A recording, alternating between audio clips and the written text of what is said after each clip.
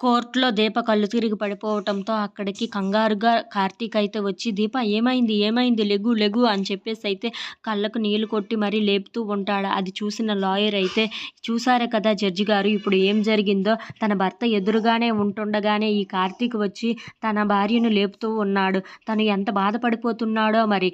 తన కళ్ళలో నీళ్లు జల్లి మరీ లేపి, 'దీప నీకేమైంది? దీప నీకేమైంది?' అని చాలా కంగారు పడిపోతూ లేపుతూ ఉన్నాడు.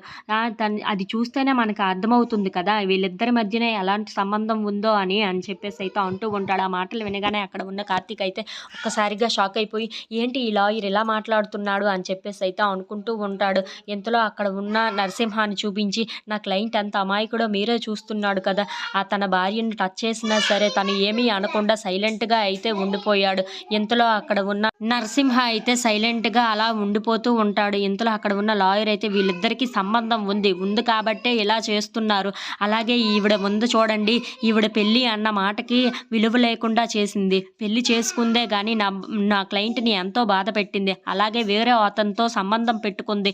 అలా పెట్టుకొని తన పిల్లను కూడా పక్కన పెట్టేస్తుంది. అది అర్థం చేసుకొని నా క్లయింట్ ఈ కేసు వేశాడు. మీరే అర్థం చేసుకొని మంచి నిర్ణయం తీసుకోండి అని జడ్జి గారు అని చెప్పేసి అయితే అంటూ ఉంటాడు. ఆ మాటలు వినగానే అక్కడ ఉన్న దీప అయితే చాలా బాధపడుతూ ఏడుస్తూ అయితే ఉంటుంది. అది చూసిన లాయర్ మాత్రం ఇంకా తనని బాధ పెట్టాలి అని చెప్పి అక్కడ ఉన్న తన క్లయింట్ని చూపించి, నా క్లయింట్కి ఎలాగైనా న్యాయం చేయండి, మీరే తన బిడ్డను తనకి అప్పగించి తన బిడ్డను తనకి ఇచ్చేస్తే తను కూడా చాలా సంతోషంగా ఉంటుంది. అలాగే నా క్లయింట్ కూడా సంతోషంగా ఉంటాడు అని చెప్పేసి అయితే అంటూ ఉంటాడు. If you like this video please like, share and subscribe.